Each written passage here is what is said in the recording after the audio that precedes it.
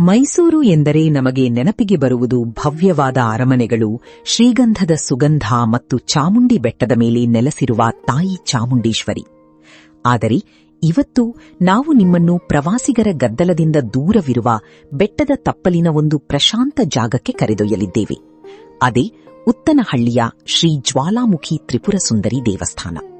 ಸ್ಥಳೀಯವಾಗಿ ಚಾಮುಂಡೇಶ್ವರಿಯ ತಂಗಿ ಎಂದೇ ಪೂಜಿಸಲ್ಪಡುವ ಈ ದೇವಿಯ ಶಕ್ತಿ ಅತ್ಯಂತ ಉಗ್ರವಾದದ್ದು, ಮಂತ್ರಮುಗ್ಧಗೊಳಿಸುವಂಥದ್ದು ಮತ್ತು ರಕ್ಷಣಾತ್ಮಕವಾದದ್ದು. ನೀವು ಚಾಮುಂಡಿ ಬೆಟ್ಟಕ್ಕೆ ಹೋಗಿ ಈ ಉತ್ತನಹಳ್ಳಿ ದೇವಸ್ಥಾನಕ್ಕೆ ಭೇಟಿ ನೀಡದಿದ್ದರೆ ನೀವು ಮೈಸೂರಿನ ದೈವಿಕ ಇತಿಹಾಸದ ಅರ್ಧ ಭಾಗವನ್ನು ಮಾತ್ರ ನೋಡಿದ್ದೀರಿ ಎಂದರ್ಥ. ಬನ್ನಿ, ಸಾವಿರಾರು ವರ್ಷಗಳ ಇತಿಹಾಸವಿರುವ ಈ ರಹಸ್ಯವನ್ನು ಇವತ್ತು ತಿಳಿದುಕೊಳ್ಳೋಣ.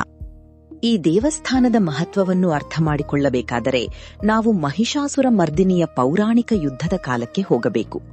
ರೂಪ ಬದಲಾಯಿಸುವ ರಾಕ್ಷಸ ಮಹಿಷಾಸುರನು ಮುಲ್ಲೋಕಗಳನ್ನು ಹಿಂಸಿಸುತ್ತಿದ್ದಾಗ ಅವನನ್ನು ಸಂಹರಿಸಲು ಶಿವ ಮತ್ತು ವಿಷ್ಣುವಿನ ದೈವಿಕ ಶಕ್ತಿಗಳು ಒಂದಾಗಿ ತಾಯಿ ಚಾಮುಂಡೇಶ್ವರಿ ಅವತರಿಸಿದಳು. ಈ ಭೀಕರ ಯುದ್ಧವು 10,000 ವರ್ಷಗಳ ಕಾಲ ನಡೆಯಿತು. ಆದರೆ ಚಾಮುಂಡೇಶ್ವರಿಗೆ ಒಂದು ದೊಡ್ಡ ಸವಾಲು ಎದುರಾಯಿತು. ಮಹಿಷಾಸುರನಿಗೆ ಒಂದು ವಿಶಿಷ್ಟ ವರವಿತ್ತು. ಅವನ ರಕ್ತದ ಒಂದೊಂದು ಹನಿ ಭೂಮಿಗೆ ಬಿದ್ದರೂ ಅದರಿಂದ ಅವನಷ್ಟೇ ಶಕ್ತಿಶಾಲಿ ಮತ್ತೊಬ್ಬ ಮಹಿಷಾಸುರನ್ ಹುಟ್ಟಿಕೊಳ್ಳುತ್ತಿದ್ದನು. ಇದನ್ನು ತಡೆಯಲು ಚಾಮುಂಡೇಶ್ವರಿ ತನ್ನ ದೇಹದ ತೇಜಸ್ಸಿನಿಂದ, ತೀವ್ರವಾದ ಉಗ್ರ ಶಾಖದಿಂದ ಮತ್ತೊಂದು ಶಕ್ತಿಯನ್ನು ಸೃಷ್ಟಿಸಿದಳು. ಅವಳೇ ಶ್ರೀ ಜ್ವಾಲಾಮುಖಿ ತ್ರಿಪುರ ಸುಂದರಿ. ಜ್ವಾಲಾಮುಖಿ ಎಂದರೆ ಅಗ್ನಿಯ ಶಕ್ತಿಯನ್ನು ಹೊಂದಿರುವವಳು ಮತ್ತು ತ್ರಿಪುರ ಸುಂದರಿ ಎಂದರೆ 3 ಲೋಕಗಳ ಸುಂದರಿ.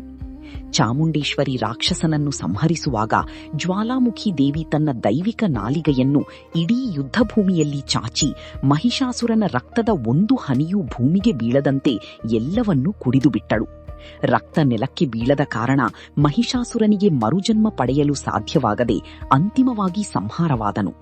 ಈ ಯುದ್ಧದ ನಂತರ ಚಾಮುಂಡೇಶ್ವರಿ ತನ್ನ ಪ್ರೀತಿಯ ತಂಗಿಯಾದ ಜ್ವಾಲಾಮುಖಿಯನ್ನು ಮೈಸೂರು ಪ್ರಾಂತ್ಯವನ್ನು ರಕ್ಷಿಸಲು ಈ ಬೆಟ್ಟದ ತಪ್ಪಲಿನಲ್ಲಿ ನೆಲೆಸುವಂತೆ ಕೋರಿದಳು. ಅಂದಿನಿಂದ ಈ ಸೋದರಿಯರು ಇಡೀ ಮೈಸೂರನ್ನು ಕಾಯುತ್ತಿದ್ದಾರೆ ಎಂಬುದು ನಂಬಿಕೆ. ಶತಮಾನಗಳು ಉರುಳಿದಂತೆ ಈ ಪೌರಾಣಿಕ ಕ್ಷೇತ್ರವು ಒಂದು ಐತಿಹಾಸಿಕ ಪುಣ್ಯಕ್ಷೇತ್ರವಾಗಿ ಬದಲಾಯಿತು.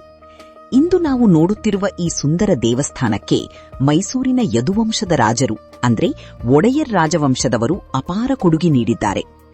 ಐತಿಹಾಸಿಕ ದಾಖಲೆಗಳ ಪ್ರಕಾರ 17ನೇ ಶತಮಾನದಲ್ಲಿ ಮೈಸೂರಿನ ಮಹಾರಾಜರಾಗಿದ್ದ ರಣಧೀರ ಕಂಠೀರವ ನರಸರಾಜ ಒಡೆಯರ್ ಅವರು ಈ ದೇವಸ್ಥಾನಕ್ಕೆ ಭಾರಿ ಅನುದಾನ ಮತ್ತು ಭೂಮಿಯನ್ನು ದಾನವಾಗಿ ನೀಡಿದ್ದರು.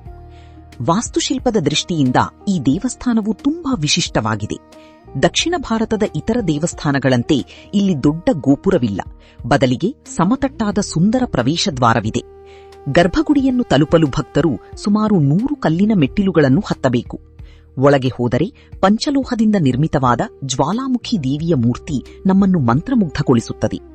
ಎಡಗಾಲನ್ನು ಮಡಚಿ ಕುಳಿತಿರುವ ದೇವಿಯನ್ನು ನಿಂಬೆಹಣ್ಣು ಮತ್ತು ಹೂವಿನ ಹಾರಗಳಿಂದ ಅಲಂಕರಿಸಲಾಗಿರುತ್ತದೆ. ಇದರ ಪಕ್ಕದಲ್ಲಿ ಸಿದ್ದೇಶ್ವರನಾಗಿ ನೆಲೆಸಿರುವ ಶಿವನ ಸುಂದರವಾದ ಬೆಳ್ಳಿಯ ಮುಖವಾಡವಿರುವ ಲಿಂಗವನ್ನು ನಾವು ನೋಡಬಹುದು.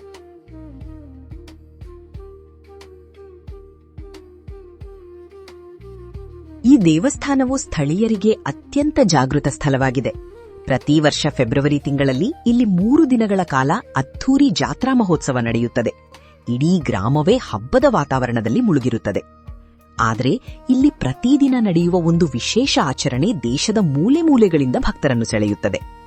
ದೇವಿಯು ತನ್ನ ಭಕ್ತರೊಂದಿಗೆ ನೇರವಾಗಿ ಮಾತನಾಡುತ್ತಾಳೆ ಎಂಬುದು ಇಲ್ಲಿನ ನಂಬಿಕೆ. ಭಕ್ತರಿಗೆ ಯಾವುದಾದರೂ ಗೊಂದಲವಿದ್ದರೆ ಅಥವಾ ಸಂಕಲ್ಪವಿದ್ದರೆ ಅವರು ದೇವಿಗೆ ಪೂಜೆ ಸಲ್ಲಿಸಿ ಗರ್ಭಗುಡಿಯ ಮುಂದೆ ಶಾಂತವಾಗಿ ಕುಳಿತು ಪ್ರಾರ್ಥಿಸುತ್ತಾರೆ. ನಿಮ್ಮ ಕೋರಿಕೆ ಅಥವಾ ಇಷ್ಟಾರ್ಥ ಸಿದ್ಧಿಯಾಗುವುದಿದ್ದರೆ ದೇವಿಯ ಬಲಭಾಗದಿಂದ ಹೂವು ಕೆಳಗೆ ಬೀಳುತ್ತದೆ. ಇದನ್ನು ಹೂವಿನ ಪ್ರಸಾದ ಅಥವಾ ಹೂವಿನ ಪವಾಡ ಎನ್ನುತ್ತಾರೆ. ಈ ಅನುಭವವನ್ನು ಪಡೆದ ಅನೇಕ ಭಕ್ತರು ಭಾವುಕರಾಗುವುದನ್ನು ನಾವಿಲ್ಲಿ ನೋಡಬಹುದು. ಮೈಸೂರು ನಗರದಿಂದ ಕೇವಲ 7 ಕಿಲೋಮೀಟರ್ ದೂರದಲ್ಲಿರುವ ಉತ್ತನಹಳ್ಳಿಯ ಈ ಜ್ವಾಲಾಮುಖಿ ತ್ರಿಪುರ ಸುಂದರಿ ದೇವಸ್ಥಾನವು ಮನಸ್ಸಿಗೆ ಅಪಾರ ನೆಮ್ಮದಿಯನ್ನು ನೀಡುತ್ತದೆ. ಮುಂದಿನ ಬಾರಿ ನೀವು ಮೈಸೂರಿಗೆ ಬರುವಾಗ ಬೆಟ್ಟದ ಕೆಳಗಿರುವ ಈ ಪುಣ್ಯಕ್ಷೇತ್ರಕ್ಕೆ ಭೇಟಿ ನೀಡಲು ಮರೆಯಬೇಡಿ. ನಿಮಗೆ ಈ ಇತಿಹಾಸ ಮತ್ತು ವಿಡಿಯೋ ಇಷ್ಟವಾಗಿದ್ದರೆ ದಯವಿಟ್ಟು ಲೈಕ್ ಮಾಡಿ, ನಿಮ್ಮ ಸ್ನೇಹಿತರೊಂದಿಗೆ ಶೇರ್ ಮಾಡಿ ಮತ್ತು ನಮ್ಮ ಚಾನೆಲ್ ಅನ್ನು ಸಬ್ಸ್ಕ್ರೈಬ್ ಮಾಡಿ. ಮತ್ತೊಂದು ರೋಚಕ ಕಥೆಯೊಂದಿಗೆ ಸಿಗೋಣ. ಅಲ್ಲಿಯವರೆಗೆ ಧನ್ಯವಾದಗಳು.